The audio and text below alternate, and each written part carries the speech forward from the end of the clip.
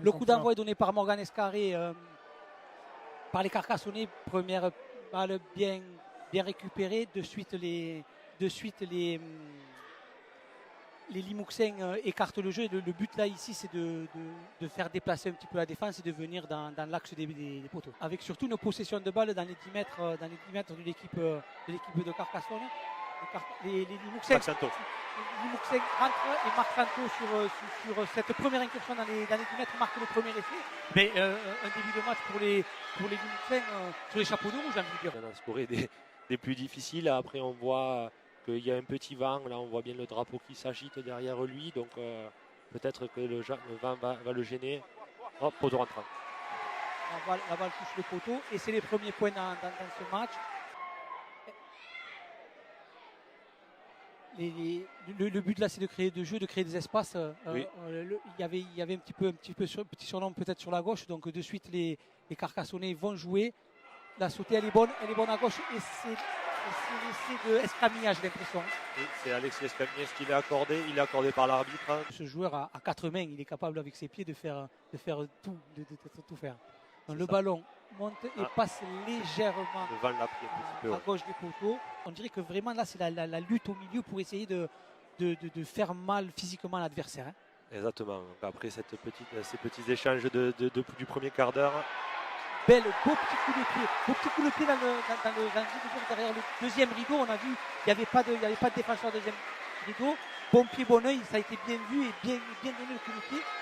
Les attaquants suivent bien le coup de pied rasant et derrière c'est un bel essai. Le jeu au pied est excellent. On voit bien on le voit au ralenti sûrement que l'ailier de Carcassonne est dans la ligne. On le voit là, c'est Georgie Gambaro. L'arrière n'est pas forcément bien placé et enfin il est encore trop profond. Il ne peut pas défendre sur le ballon. Donc forcément il est obligé d'attendre la réception de Limoux. Et en plus, bon voilà, Belmazis a du soutien à l'extérieur. Donc forcément ça peut caler derrière les poteaux. Les deux équipes jouent complètement délibérées et ça provoque de beaux essais. Je confirme. Et pendant ce temps, la transformation est réussie. Donc petit à petit, on dirait que Limoux est en train de faire le break. Autant vous dire que c'est pas pour déplaire au public. On commence à entendre des bruits dans le public qui a l'air bien content de voir que le match prend un peu une dimension physique.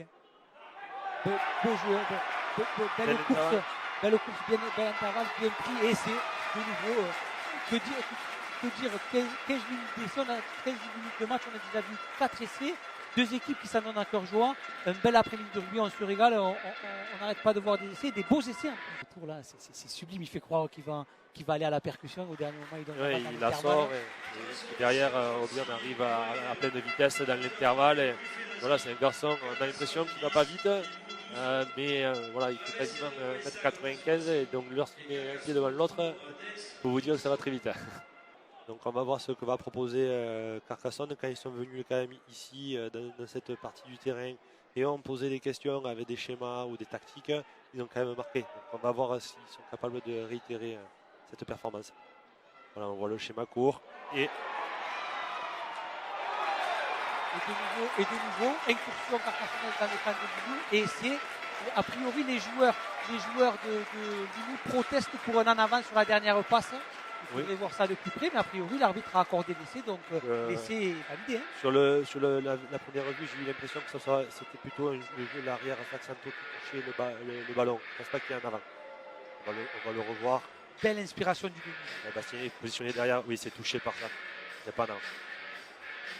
Même si on a l'impression que sur l'image, le ballon va vers l'avant, le départ de la passe est vers l'arrière, mais comme c'est touché par Zach et qu'il dévie le ballon, c'est pas un en avant commis par Carcassonne, donc il profite et l'essai, voilà.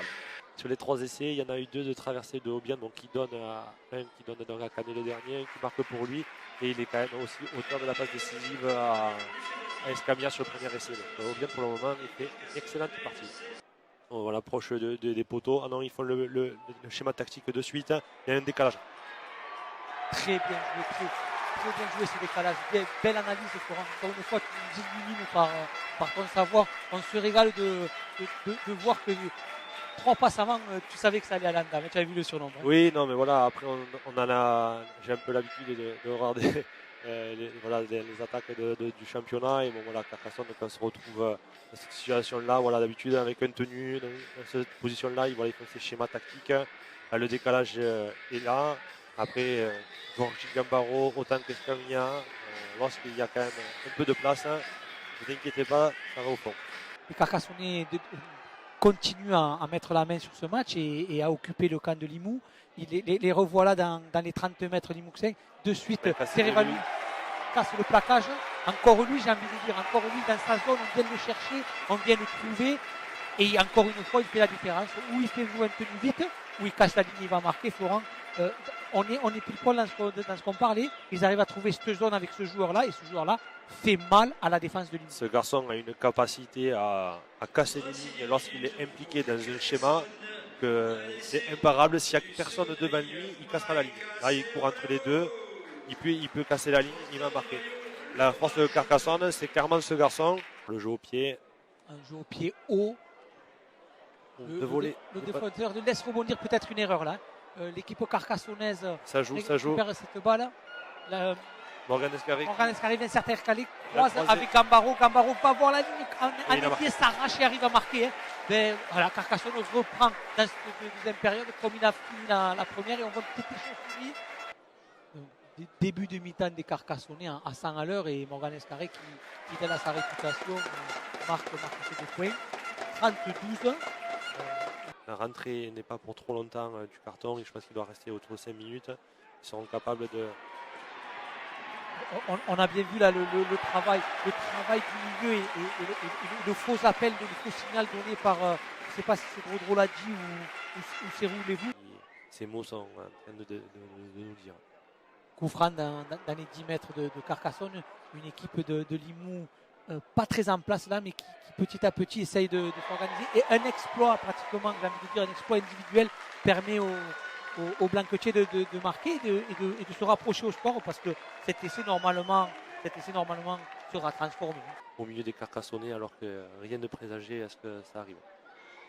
Et l'essai qui est transformé, donc 36-18. On reste au tout tenu. Bien. Attention, il est très grand, il a marqué. Il me semble que le ballon a été appuyé.